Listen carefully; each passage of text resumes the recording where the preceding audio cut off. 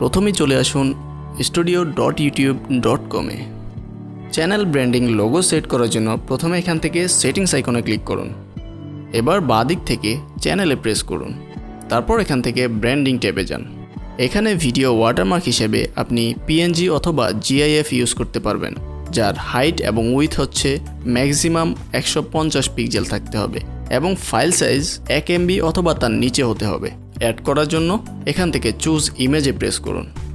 তারপর আপনি আপনার যে ইমেজটা এখানে অ্যাড করতে চাচ্ছেন সেটা এখানে অ্যাড করে দিন। আপনি ওয়াটারমার্কটা ঠিক কখন দেখতে চাচ্ছেন সেটা যদি কাস্টম করতে চান তাহলে এখান থেকে কাস্টম স্টার্ট টাইমে যেয়ে একটা টাইম সেট করে দিন। আর যদি আপনি একদম ভিডিওর শেষে দেখতে চান তাহলে এন্ড অফ ভিডিও চুজ করুন। আর যদি পুরো ভিডিও জুড়ে দেখতে চান তাহলে এন্টায়ার ভিডিও চুজ করুন। তারপর সেভ বাটনে প্রেস করুন।